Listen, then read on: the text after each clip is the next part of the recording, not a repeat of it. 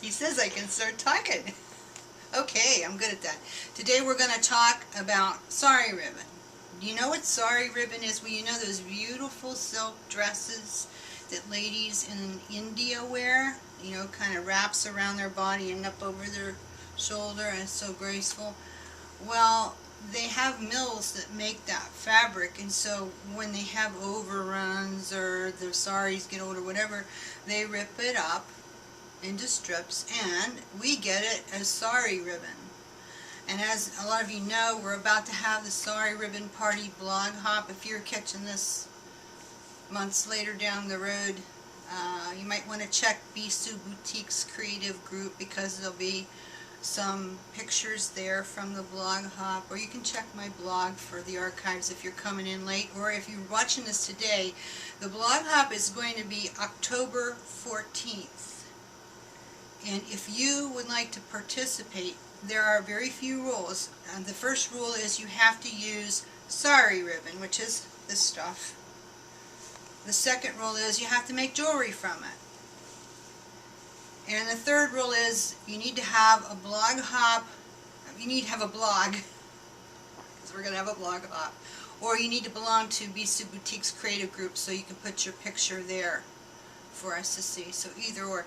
Questions, message me, Brenda Sue Lansdowne, Lansdowne at Facebook, or through my blog, and you got to do it quick because it's going to close this Wednesday, October 12th. So far we have about 40 participants, so this is going to be our first one. It's going to be really interesting to see what you do with this wonderful fiber. My project, I'm happy to report, is done. And my idea, for once, came out pretty much like I envisioned, and it went together pretty easily. It took me about 2.5 hours to do my project, and I'm not going to show you my project today because the blog hop is next week. But we're going to talk about a few little techniques that I learned in doing my project that you might enjoy using in yours or at some point down the road. So come on over here and I'm going to show you how to make a sari ribbon nest.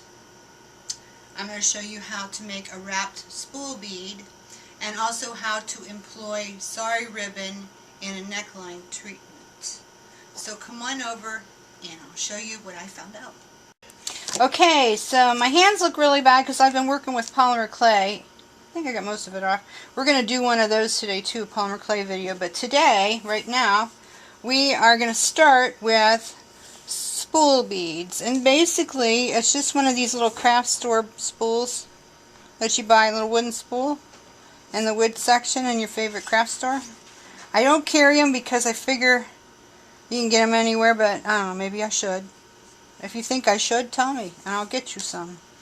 Maybe you live out in the sheep stations of Australia and can't get to the craft store, so I need to help you with that. Anyway, they're very inexpensive, and basically I've just, you can see here's one here, I've wrapped it with sari ribbon. So I'm going to show you how I did that. It's kind of a no-brainer, but hey. So I kind of go halfway. I cut, I don't think it's around 10 inches of this stuff. You probably wouldn't need that much. And kind of go by half, pull it around back, and start wrapping this way. And the frayed edge being left out is a good thing because it gives your bead more texture. Let me go back the other way. And if you cover the end somewhat, it's not a problem. When you get about to the end, pull it up so you can tie a little knot, overhand knot. Sometimes it fights you. This one wants to fight me. Okay, one knot, tight, very tight. Then two, because if you don't tie two, it's going to come apart, okay? Okay, now, that's too much hanging off the ends to my eye. So I'm going to snip it. Oops. And snip it. And now I've got a bead. And I like to put big, fat, chunky polymer clay beads with these. You can kind of see, you know, how that would go, you know, with some big fat beads. I'm going to do one more, just in case, like say my fingers were in the way and you didn't see that really good. Okay, so, and you can see I spray painted these, just to be really quick. But, and I didn't get it all the way on because it doesn't matter, mostly so that the ends are covered. But you can, you know, paint them however you want. You take out your Lumiere paints or your acrylics or whatever. But I got about halfway, and I'm just going to start wrapping. Okay, I'm about there. The other side, wrap, wrap. Okay, I think I got enough left to do a double. Well, maybe not. I might have to come. Okay. If I can't do a double knot, I'll take this apart later and redo it. But just this so you can see. Once tight. Now I won't have enough for a double knot, so I'll have to redo this one. I've got it really tight though. It might work. You could put like a little drop of hypotube cement under there or something where it doesn't show. Or like fray this back really good. That will help to hold it. And to fray the sari ribbon, you basically just pull it out with your fingers and just distress it, you know, with your fingers. You know. So maybe I'll leave this one like that. And just distress it with my fingers. So there I've got a really fibrous one. But I probably should put a drop of glue under there because I've only got a tied one. Twice is much better. Okay, guys? And that's how you do it. Spool beads. Okay, now to make a nest. What do I mean by a nest? This is a sari ribbon nest. And you might say, well, what will I do with that? Well, I guess you'll have to wait until the sari blood hop. Or I'll make another one for you right now, and then I'll show you kind of, sort of. This is one of Anna Fearer's flowers. I stuck down in there, but you can like put beads or whatever.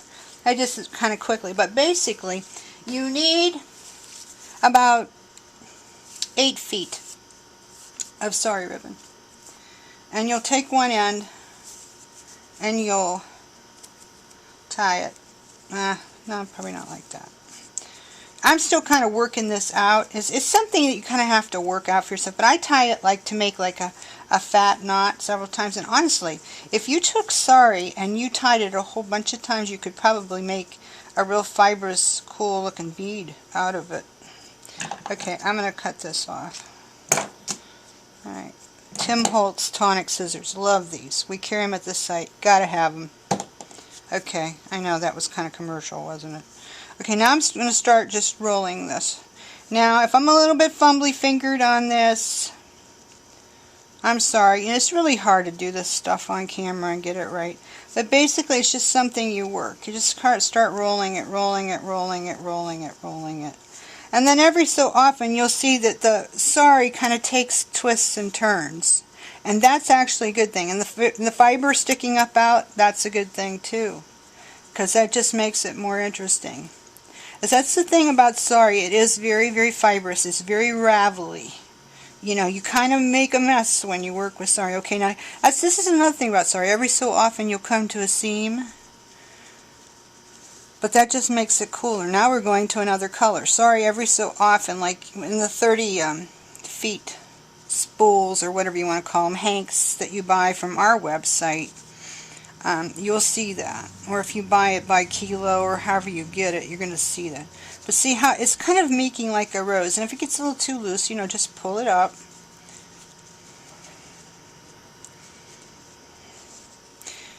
So you could call it a rose. I call it a nest because to me it looks more like kind of sort of a nest. And you know, you could use less sari if you wanted. You know, I use around 8 feet because I like to make them this size, but you know, you can make little ones too. And if you do that, you need less. So, this one's going together pretty good. I think I'll twist this here to get a little bit more dimension in it. See what I mean? Twist it. Twist it a little bit more. And you might say, Brenda Sue, how are you going to make this stick all together? Well, there would be several ways you could do that. I sew it. That's why I said yesterday on Facebook, bring your needle and thread.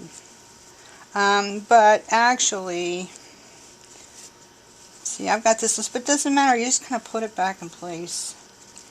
It doesn't matter if it's like all perfect. That's why I love this stuff. Okay, now I've got a needle and thread. Now, in my dreams, I would have a bigger needle to do this, but I was working with what I have. I haven't done a lot of sewing for a long time, so I don't have a lot of supplies. I'm going to have to rectify that. Okay, I turned it over. Did you see what I did? This was the front side. I've turned it over now. I've got my needle and thread. Okay, I'm just using some Coats and Clark's sewing thread. I'm going to go through the end of it. Okay, now sometimes, sorry, ouch. Don't do that. Sometimes Sari will be very stiff and you'll have a hard time getting needle through. As you can see, I'm kind of looping around. This is very fast and loose. This is not like, oh, you got to make it look so good. This is just kind of making a framework to keep this thing together for you. And I may not be able on camera to sew it as much as I would, you know, for real. But I'm just kind of going to give you an idea of how. And then I'll probably go back and do a little bit better with this later. But just here and there, you know, just kind of sew it together. Pull through, okay?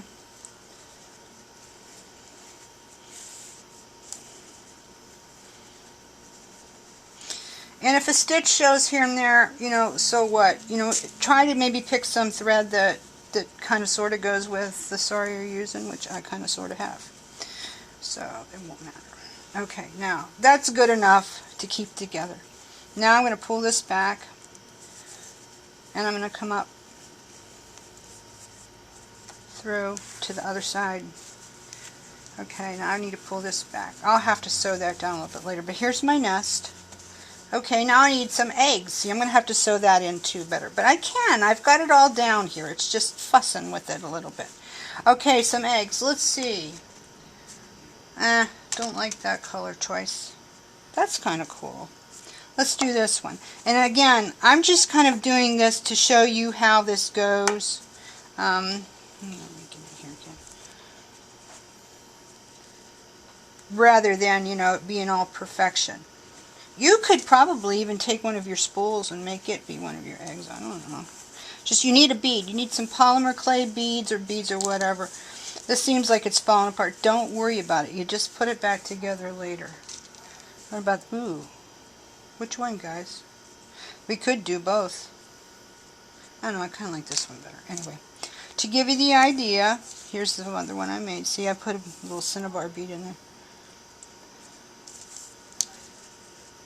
Okay, and just sew it back through. And you can just keep adding beads to the middle if you want. One thing I like to do, and I don't know if I have enough thread left to show you, but I'm just going to do this partly. You can see that I've added little strands, little strings of kind of an E or a Charlotte type bead, you know, little seed beads here. We carry some pretty metallic ones at the site. Find some that'll fit on your needle, and that's the one bad thing about them. Sometimes they don't want to pass all the way over. And that's a little tip too, Rob, if you want to show. Take some wire and put your beads out in the middle of it so they don't roll around all over. If you don't have one of those sticky bead mat things, you can do that. Usually I take about 4 beads at a time. Now I'll take that and I'll just bury that down in there. Pull that up. And then I'll just put them all through in there, and that's going to be very showy, okay? And then I would just finish this off in the back. But to show you what I would do with these nests is, see, I would sew these together. I would do like 3 and sew them together. So I would do another one for here, and then maybe some other little ones. You know, as you like it. Sew one of Anna's flowers down in. I don't know. But that's what I do with these nests, just so you know. This one's not by any means done. I'm going to have to come back and work on it, but this shows you the basic concept. Now, you will take this and you'll work it and you'll improve on it, and you'll make it your own. Okay, to use Sari ribbon in a neckline, you can see here how I have a crescent going. This is actually still drying. But I have decided maybe I would like to use some Sari ribbon in the neckline treatment. I'll probably put some chain with this too. And I will probably add a circle. But I would just connect it then. And I would add maybe my lobster clasp or my toggle on the side. Because I like that look of the toggle on the side. I like the toggle to show. But how did I do this? Okay, real quick. I cut usually about 14 inches of this stuff. Now if you want to make it tie, you would maybe do 14 inches each side so you'd have enough to tie. But anyway, this is for one that goes all the way around. You're going to add a lobster claw clasp. And then I take a piece of this 26 gauge vintage bronze wire, and I take one end and I bend it back. And don't worry about if there's some hanging off. That's just not even a problem, because you're going to trim this. Okay, and so about halfway through there, I'm going to take this and I'm going to start kind of how I did my spool beads. You know, wrap one way, then wrap the other. Okay, now I want a little bit of accent. So I'm going to thread on a few little beads and take it this way. And then a few little beads. So hard to do stuff on camera. My hands shake and I'm trying to hurry because there's so much I want to show you guys. Pretty soon Rob will be pecking me on the shoulder saying, Brenda, you don't have no more time, it's over. I'm like, oh man, how much time do I have left, Rob? None. Pretty much. Yeah, pretty much done, right? Okay, so you see how I wrapped that there? Okay, so real quick, I'm going to take these pliers and I'm going to do kind of like a twist off when you're doing cage work, when you're beading with wire and you're putting beads on filigree. Do a twist off. Not too hard because it'll break. I'm going to go out about that far. I'm going to cut it down here so it doesn't get in my eyes. In fact, I'm going to cut it a little bit further than that. So I got about that much left. Okay, now what I'm going to do with this stuff is I'm going to take it and I'm going to bury my wire. In fact, you know what? I don't even need that much. You don't want this sticking up and gouging you. Okay? So I'm going to bury my wire. It's down in there. Fill over it. Is there anything rough? Nope. Okay, so then now I've got my end. Now be careful when you do this that you don't get the wrong side. Take the side where you have the end, the free end, and nip it, and then distress it with your fingers a little bit, like we did before. And now you have an end. Okay?